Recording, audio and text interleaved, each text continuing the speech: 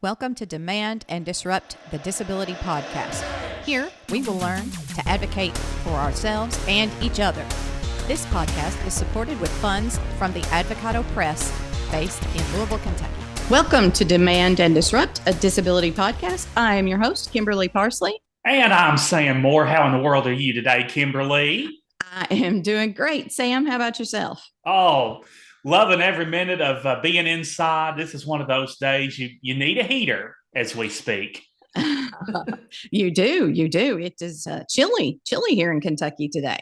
Yeah, I don't think we've gotten any sleet yet, but you were telling me before we went on the air here that it was sleeting a little bit in the Corvette City earlier today. It was sleeting a little bit. Yep, just a little, not much and probably not for long, but yeah. And a little sleet freaked my dog out. She thought it was a whole sky is falling situation. So yeah, Biscuit, you said she saw that, felt a little bit of it, and then turned around and I tailed it right back in. Right back inside. She didn't want any part of that. No part of that. Oh, goodness. I don't blame her. So glad we're inside where it's nice and cozy. I am interviewing today. We get to hear from, his name is Mr. Paul Erway, and he's a fascinating man. He's a speaker. He has competed in 50 wheelchair races, wheelchair marathons. 50. One in all 50 states, I think. Yeah, he wrote a book about it, and he lives in Louisville, and he also works with Superior Van and Mobility. So he's going to talk to us some about that. So fascinating stuff here today while we stay in where it's nice and warm. Sam coming to us from the North Quail Motel, correct, Sam? That's right. Yes, that is the exact destination that I'm blessed to be coming to you from. We've got fresh coffee. I forget. You do drink coffee because we've talked about that off the air. You like your coffee. You usually sugar it down a little bit, don't you? I do. I like my coffee. I like tea. Basically, hot chocolate, any hot drink, I'll take it. Anything with caffeine in it? I do like that too. Yep. Yeah, me too. Yep. Caffeine's something I gotta have as well. Yes, exactly. And you talk about your coffee on Blabbing in the Bluegrass, your personal podcast that you do about all things Kentucky. And I wanted to talk to you about this. You sing the opening song, the theme song for your podcast. I do. Yes, that is me. And knock on wood, I think everybody has survived my singing so far. But it's yes, wonderful. I appreciate it. Yes, I just I came up with the lyrics. I think it was during one of the sleepless nights I had before the podcast got cranked up. I'd had the idea for the show, and I was just trying to ponder the lyrics. So I was wide awake one night, and I'm pretty sure that's when they came to me. But yes, I sing it, and my buddy EJ Simmons on the keyboard, he provided the accompaniment. But yes, that's now. So did you wrote the lyrics yourself? I did. And so, I mean, you had to kind of compose it. Is composing, like music composing, something that you do? Yeah, well, I used to play piano, so I guess music is sort of in my blood. I lost interest in piano a while back and sort of drifted away from it. Broke my parents' hearts, I think. But anyway, I enjoy music, and I don't maybe write songs on a regular basis, but occasionally it's something that I feel inspired to do, and I guess I did that particular time. That's awesome. And now, do you sing in like a choir or church choir or anything?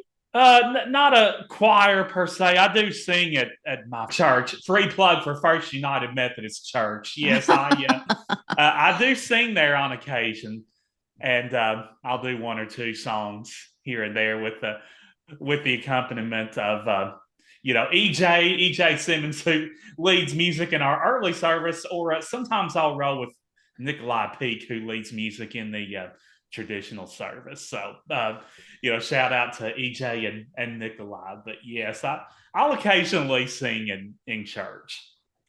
Well, and if any of you haven't checked out Sam's podcast, Blabbing in the Bluegrass, you should check that out and listen to him sing. It is delightful. And I believe this week you talked about Thanksgiving, and this will be coming out the week of Thanksgiving. So you talked about the most liked and the least liked Thanksgiving foods from Kentuckians, correct? Right. Yeah, this was a survey, and it was well, this was a story that was done by Local 12, WKRC TV in Cincinnati a few years back, and they drew from a Crestline survey. So that was just 2 years ago. I assume that data still, would be roughly the same, if not exactly today. But according to that survey, Kentuckians ranked candied yams as the most popular Thanksgiving food in Kentucky, and you you disagree with that, don't you, Kimberly? I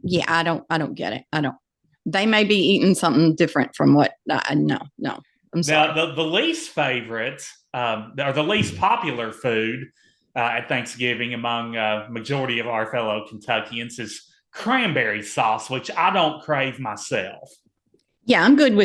You can leave that. I'm not. Yeah, I'm good without cranberry sauce. So a lot of people in my family just live for it, but I don't. Now I do like sweet potato casserole, Kimberly. Do you like sweet potato casserole? No. With like marshmallows and Rice No.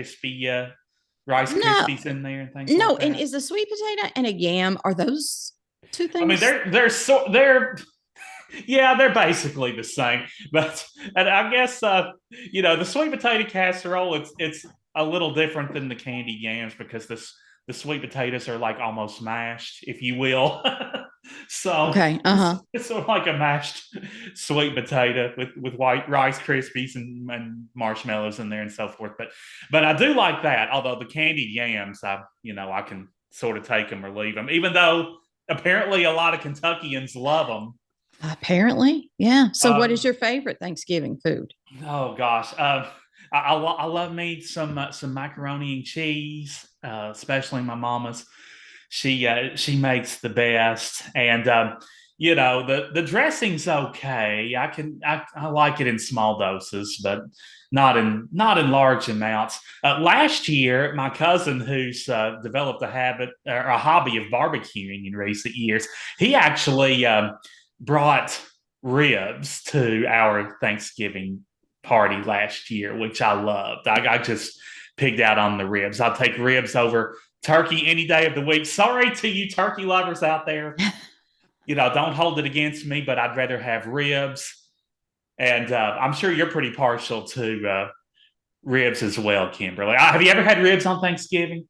I have not. I'm not a huge meat eater. Like I pretty much don't even really eat the turkey. Like Oh, okay. You're so just I like a dressing and veggie yes. dessert type person. Yes, give me all the casseroles and the desserts. That's how I roll with Thanksgiving. There you So, go. Now I know you probably wouldn't turn any dessert down, Kimberly, but if you had to choose a favorite, which one would it be? I think okay, it's gonna be pecan pie, but I do like the chocolate chip pecan pie. Oh So gosh, you are a lady after my own heart. I love pecan pie myself. so does now if you put chocolate chips in, is that what does then it become a derby pie? I guess you could make an argument that it does. I've never had chocolate chips in a pecan pie per se, but Oh, you I got to don't remedy that. You I don't want don't to miss. think that I don't think that I would like it any less. In fact, I think I would like it more with chocolate chips in it It's delicious. That's because probably what I I love like. chocolate chips. So Uh-huh. you'll Yep. have to any leftover pieces you have, Kimberly, of that chocolate chip pecan pie. Just send them up here to the North Quail Motel. Now, our big Thanksgiving thing. Thanksgiving is the day we get through to get to the day after Thanksgiving Yeah, because to get to the Friday after. yeah, now we don't do Black Friday. We don't shop. That's not we like Michael makes his special it's straight up sausage balls. I said we don't eat meat, but my daughter doesn't eat meat, but she loves the sausage balls, which is just like, Bisquick, Mm, cheddar cheese, and sausage. That's it. But for some reason, because we only have them that one time a year, they're special. And so we eat that yeah. and whatever. Sometimes basic is good. Just Exactly. Yeah. Bisquick, cheese, and sausage. That's all you need. And Gosh. Yeah. So that's the day after Thanksgiving when Michael does the sausage balls. That's right. That's right. And we just lay around and watch TV, watch Christmas movies on TV, and just hang out together. We don't leave the house. So Are you one of those that puts up your Christmas tree the day after Thanksgiving? no, my Christmas tree needs to be up before Thanksgiving. Thanksgiving is just Okay. pre-Christmas. So your Christmas tree is like up. It will be that is this weekend's chore. Yes. Oh, that's on this weekend's to-do list. Okay. Yes. All Yes. right. Gotcha. See, we got a new Christmas tree because our other one, they get old. We just use an artificial tree. And so our plan is to put up the Christmas tree and see how destructive Biscuit is going to be. See how your dog reacts to it. Yes. Yeah. Before we decorate it. I understand. That's smart, actually. So you just put the tree up, let it sit for a day or two. Yeah. And then kind of get a feel for Biscuit. Yeah. And then we'll decorate it. And based on his actions, then you can, decorate your tree in the spots that you choose. Right. What about you up there in the North Quail Motel? Is it all decorated yet, or you wait till after? It'll probably be sometime the weekend of Thanksgiving, and we switched to an artificial tree not long ago ourselves, and I can appreciate how easy it is. Although I do miss the that strong pine scent that you get from a real tree. I hear you. But yes, we before that Monday after Thanksgiving, between Thanksgiving Thursday and the following Monday is when ours will probably come up and be decorated. And luckily for me, the pine scented candles are getting better and better each year, it seems like. So I haven't tried those. Yeah, they're becoming more of an acceptable substitute. I see. There you go. So I can at least get my pine smell that way. That sounds great. Yeah, that's a good idea. So all you listeners out there, if you want to tell us about your own Thanksgiving or Black Friday traditions, what you do, what food you like, what food you don't like, go ahead and get on Facebook and follow the Advocato Press Facebook page. And that's Advocato, ADVOCADO Press. So just give that a search and follow along and get in the comments and argue with people about yams. Yeah, and who knows? We might pick out a few comments for honorable mention on the show next time. Oh, that'd be great. Yep, that would be great. You folks might get the big shout out. Yeah, unless you pick yams, and then I'm sorry. Yeah, exactly. You pick candied yams, then we'll still love you, but we just might not mention your comment on the show. There you go. That's what we'll do. Well, Sam, always great talking with you. And now we are going to hear my interview with Paul Erway. Can't wait. Let's hear it, Paul.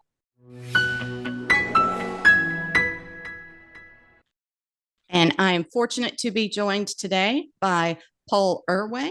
Paul is he's with Superior Van, which he's going to tell us more about. And long resume. I know you came to my attention as someone who had done 50 wheelchair marathons in 50 weeks. And then I talked to you and you were like, well, no, it was actually a team and it was actually 39. And I'm like, 39 marathons. That there's no way that's not going to be impressive, no matter how big the number is. So welcome, Paul Erway, to Demand and Disrupt.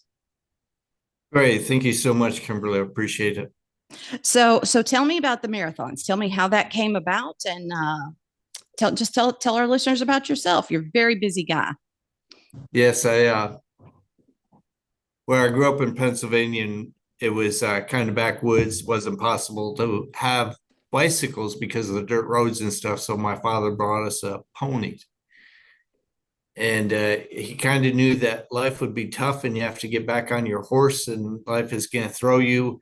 And he'd be there to get back on my pony at 4 years old. And I started riding that pony. And his name was Ralph Solomon Schrumberger III. Can you imagine? No wonder I didn't know if I was being bucked off or falling off of inexperience. But my father's there to pick us back up and get back on.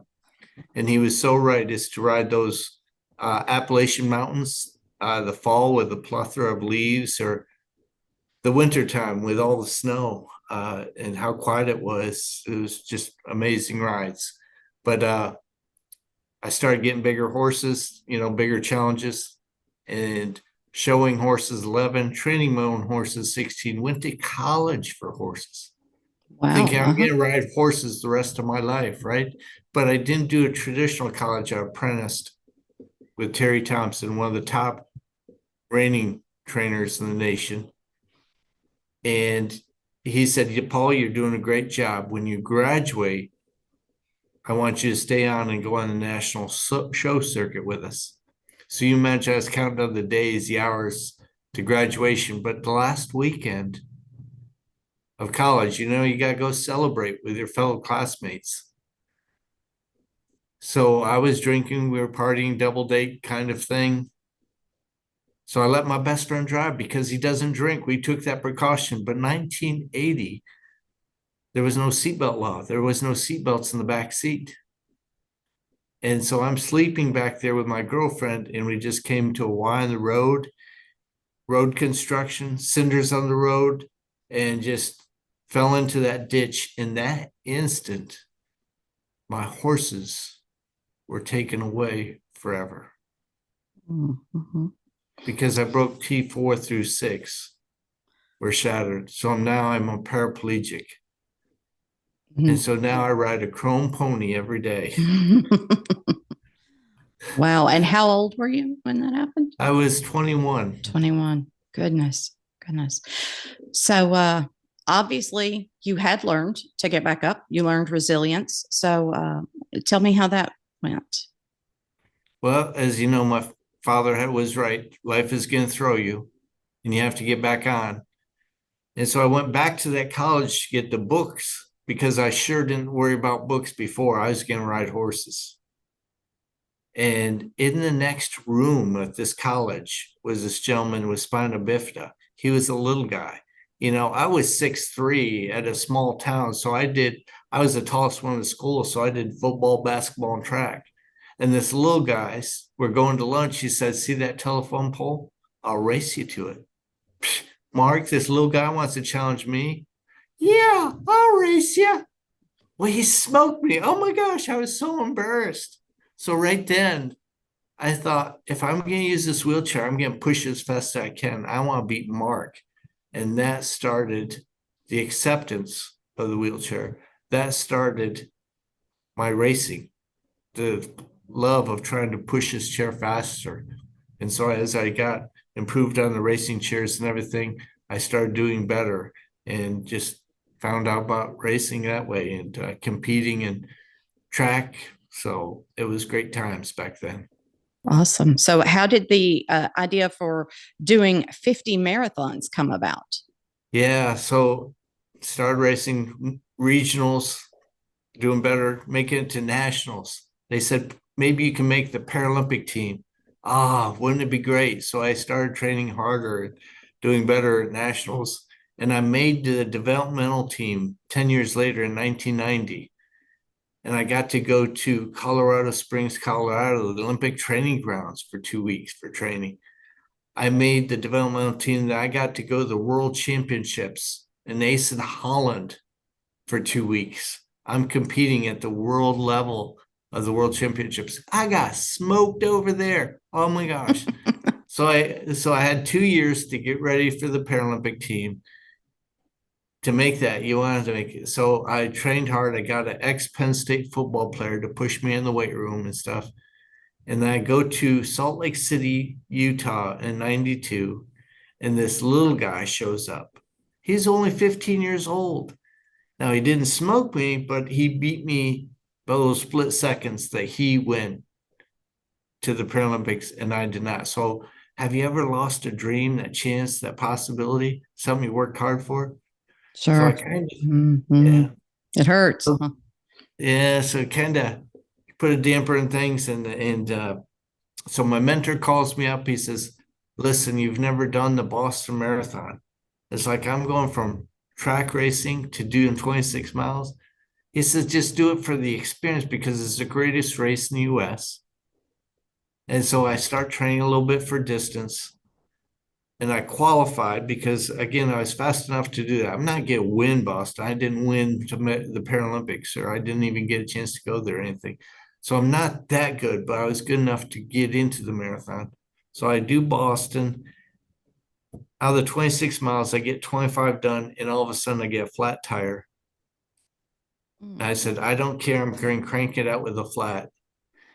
And I called my mentor up and I said, 26, I did the 26 miles in 2 hours and 16 minutes, which was the record back then. And he says, Paul, that's great. Now you got to do the greatest marathon in the world for wheelchairs, which is Oita, Japan, because there are no runners like Boston. It's strictly wheelchairs. And so that's why I was training for Oita, Japan. And I end up training on a Sunday afternoon when it's 94 degrees because, hey, maybe it'll be hot in Oita. And as I'm thinking I'm going to go a quick little 10K, 3 miles out, 3 miles back. And when I say out, there's a pretty good downhill. I'm getting a little cooled off with a cool breeze and stuff, but a pickup rounds the bend at the bottom, and he's coming up the hill as I'm going down. I'm on my side of the road, but I either jerked it too quickly or I hit a pothole that 3 times I was on 2 wheels before I slam into his driver's door. Mm-hmm. Thank goodness I had a helmet on. So were you injured? A C6 spinal process broken, clavicle scapula out the end, 2 ribs, punctured lung, laying on the hot asphalt when it's 94 degrees out. How hot is that road? So after all life functions stopped, I got a helicopter ride to University of Kentucky Medical Center. Obviously, I made it. But trying to recuperate from that, it's like I still had Oita, Japan. I still had that goal, something to reach for. And sometimes that's what you need. That's what you need to get back up and going. Because my father was right. When you can get back on your horse, the rides that you can still take are going to be truly amazing. And so I worked hard to get to Oita, Japan. And I did that in 2010. And I'm rooming with a guy from Tucson, Arizona. I said, okay, we tried making the Paralympic team, didn't do it. But we did Boston Marathon. We did the greatest marathon in the world for wheelchair and Oita. What's next? And he says, well, marathon runners in the United States tried to do a marathon in every state. So that's 50 states. And I'm thinking, 50 states, 52 weeks in a year. What if we do it quickly? Would that be a challenge? What do you think, Kimberly? 50 marathons, 50 states, and 50 weeks. Like I said, just one marathon sounds exhausting to me. So this would be impressive no matter how long it took. So it took a little bit to organize. We did get another guy to join us. And so the 3 of us started out trying to do those. And my family's totally against it. So as a team, because again, the 3rd race was Houston, Texas. No, I'm sorry, the 2nd race was Houston, Texas. And in that marathon, I got 11 miles in. It was raining the whole time. And I got 2 flats, and I couldn't complete that marathon. So that's a marathon I didn't complete, but I was there. I tried, but so anyways, that's kind of why we were doing it as a team. But also I'm doing this while working full time. So I'm putting in full-time work with Superior Van Mobility and then trying to do the marathon. So it puts a personal life stresses on everything because you have to prioritize. And but it was great. There was so many rides within that challenge, and because I work full time, that's why I only got 39 in. And I did some of the marathons before that, and I did some afterwards to get up to my 50. And we didn't complete in 50 weeks because Montana still had, we call the race director, and Montana says, I'm the race director. I don't allow wheelchairs in my marathon.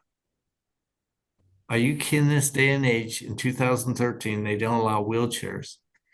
And so we're thinking about getting some lawyers to pursue the ADA and getting us in there, because we looked at the course and everything. It seemed fine. And so we said, no, let's not make waves. Let's just go on and we'll pick it up later. So it took us 4 times to get Montana, but it was after the 50 weeks. Mm-hmm. So persistence, challenges, and we had challenges within the challenges, Kimberly. Just, phew. Yeah. Now, you wrote a book about your experiences with this, right? Yeah, because also we tried to help the community and everything. So as we went into each city, we also spoke at a rehab facility or hospital to try to thank the therapists for what they do for us. That's what helped us pick back up and get going again. Both my accidents, the therapists were there to help us. And so we were trying to give them some encouragement that they're doing some great things, that they're helping people with disability. And we can still do some great things. We can still get back on that horse. We can still have amazing rides. And the very first one said, you're going to have some great stories. You need to write a book. Because from that presentation, there's 3 people that were patients there that got encouraged to do adaptive sports. Oh, great. That is And great. so that's, yeah. And so from that, we started to write little stories about each race, but then we did a behind the scenes. So each chapter, there's a behind the scenes of things that went on. Wow. That's wonderful. And tell me, what's the name of the book? 50 Abilities, Unlimited Possibilities. Awesome. That's an awesome title. You know, the physical therapists and things, they are so important, aren't they? I'm glad you did. I'm glad you mentioned that. So shout out to all the therapists and things out there. They do great work, don't they? Oh, sure do. Because, you know, the very first time was so much mental of going from working so hard of riding horses and everything I did for horses. Now all of a sudden the horses are taken away.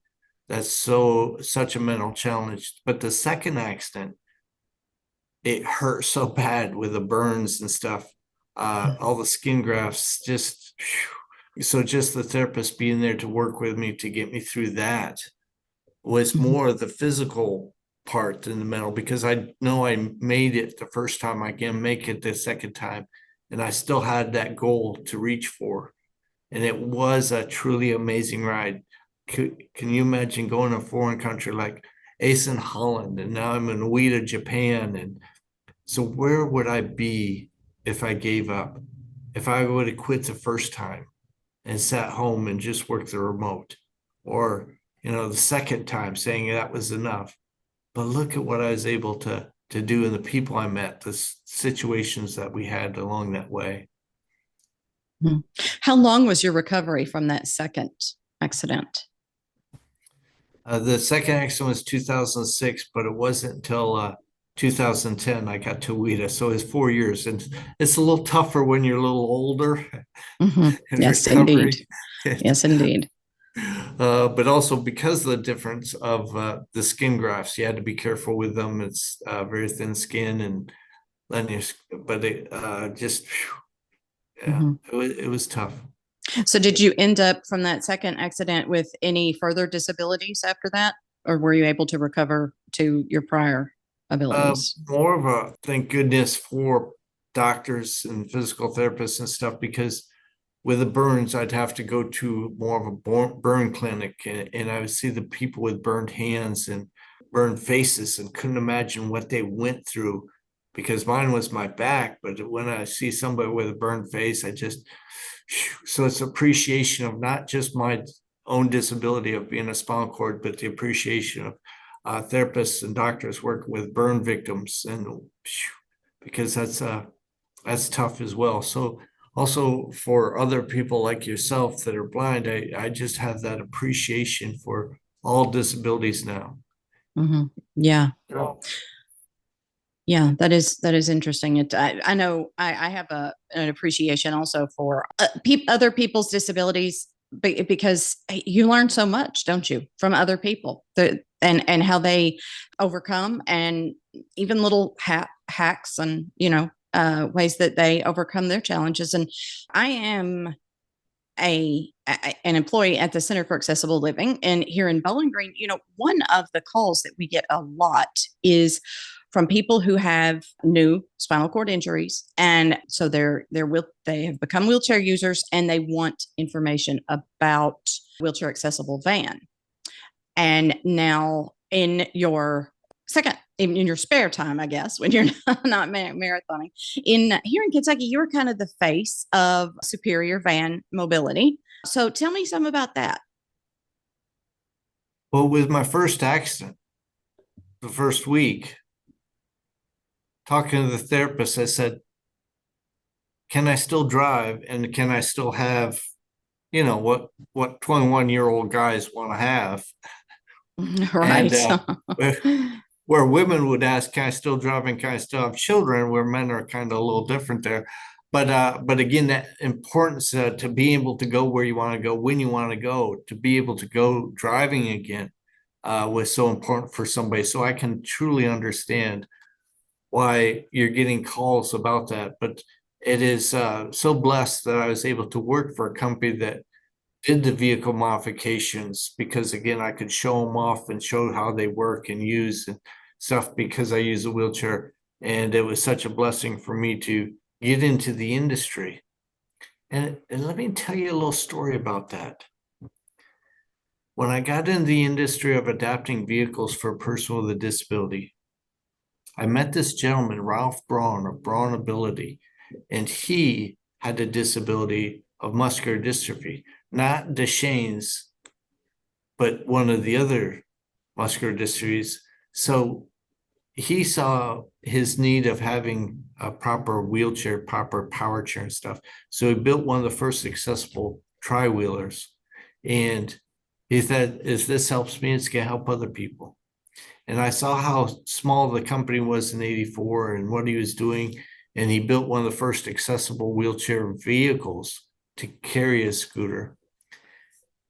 And then in 2002, sitting by the nearly empty parking lot of U of L football stadium, there's a loud rush of air, and I look up at this hot air balloon, red, orange, and yellow, and it lands 50 feet away. And as the basket touches the ground, part of it unfolds and becomes a ramp. And this young girl comes out in a power chair with a smile so big, she could have ate a banana sideways. It's sitting beside me is Ralph Braun of Braun Ability. And he says, Paul, to make it in this industry, the more people you can help, the more you're going to be blessed. And he was so right, because I saw his company in '84, and here it is 2002, that he has helped so many people nationally, but internationally, that he could afford the only wheelchair accessible hot air balloon in the United States. And here he is bringing it to Louisville, Kentucky to give free rides to person. Can you imagine having That's a power awesome. chair? Uh-huh. To ever think you get a free ride in a hot air balloon? Mm-hmm. So again, that's what I like to do is with Superior Van Mobility. We're a family-owned business, largest one in the country. We have 15 locations in 8 states. But it's great working here because I get to help people every day to learn about vehicle modifications and what might be adapted best for them. And then we have mobility consultants that will really specialize in working closely with that person. They can bring a vehicle to the person's home. We can bring a vehicle to their rehab or hospital where that, to meet with them, to find what's going to be best for their needs, find what's going to be affordable, because again, that's the big thing. Mm-hmm. Right. Health, yeah, as you know, health insurance doesn't pay for anything with vehicle modifications. So you do have the voc rehab, you do have the VA, you have workman's comp, but the rest we kind of need to really work with. And so that's where our mobility consultants specialize in helping people get the right vehicle, the right price as well, Kimberly. So you do work with people to try to help. Do you all provide financing or help to find financing? We do have a financial specialist here that works with different banks to work with that, but we can direct them to the right places and stuff to look at grants. Actually, even on our website, under resources, we have a link that connect people to different grants and everything. Did you know that there is a funding for injured jockeys? They're out there. No.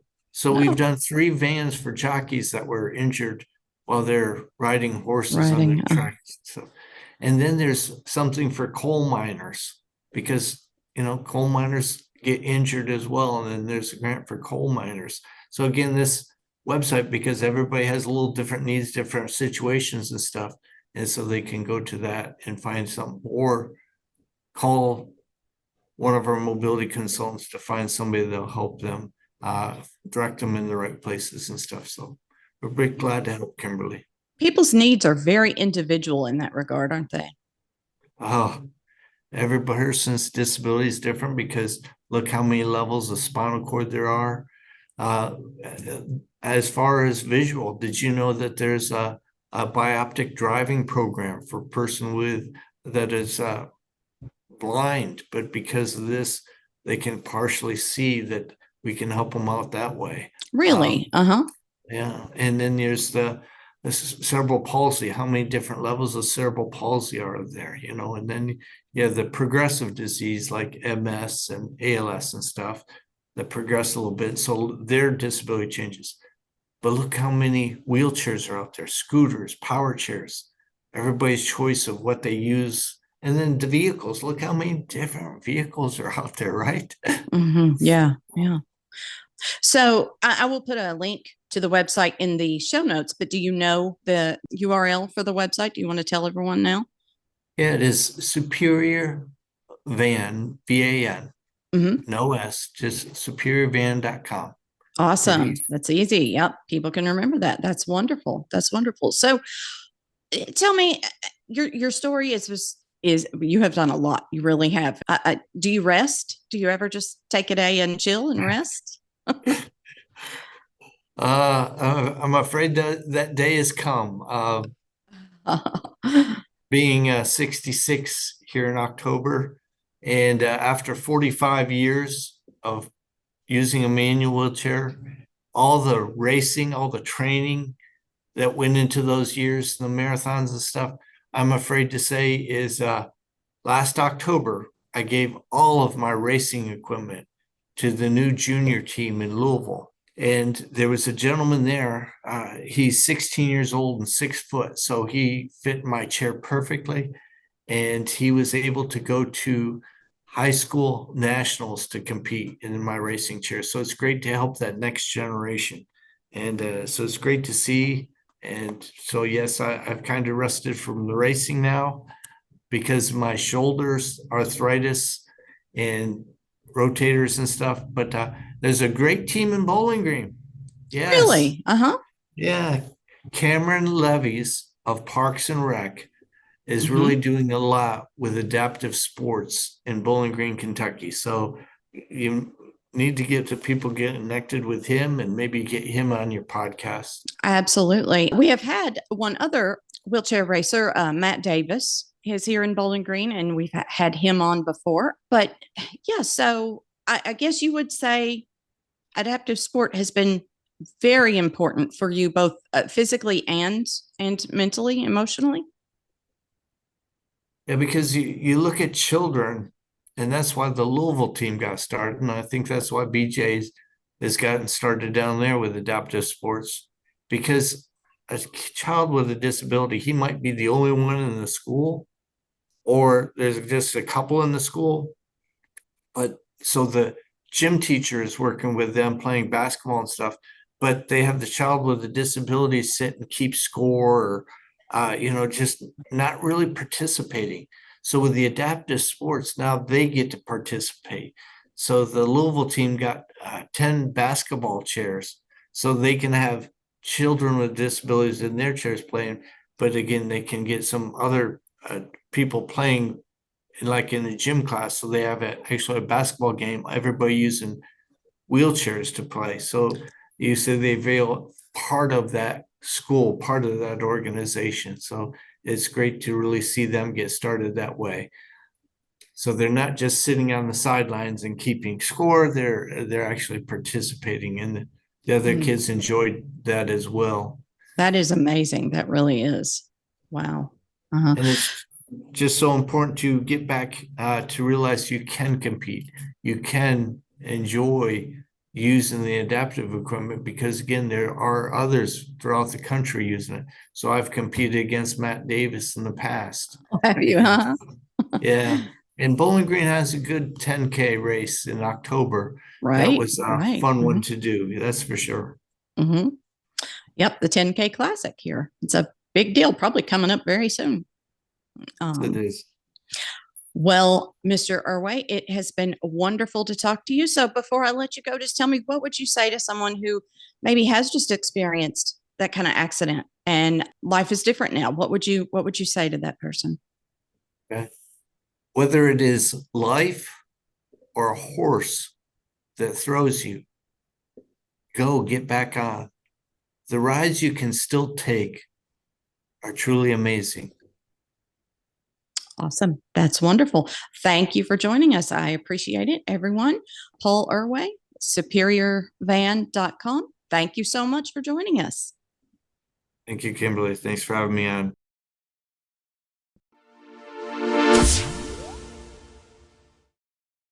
If you like the podcast, remember to follow or subscribe so you never miss an episode.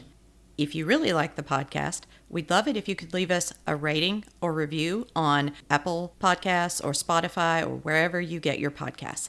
That helps more people to find us. If you really, really like the podcast, then please tell someone about it, either in person or send them an email or just share the link on social media. Thank you all. Every bit helps, and it makes a huge difference for us. If you'd like a transcript, please send us an email to demandanddisrupt@gmail.com and put transcript in the subject line. Thanks to Chris Unkin for our theme music. Demand and Disrupt is a publication of the Advocato Press with generous support from the Center for Accessible Living located in Louisville, Kentucky. And you can find links to buy the book, A Celebration of Family, Stories of Parents with Disabilities, in our show notes. Thanks, everyone. You say you've seen a change in me. Just for once I think I would agree. We both know there's a difference. We've had our curtain call, and this time the writing's on the wall.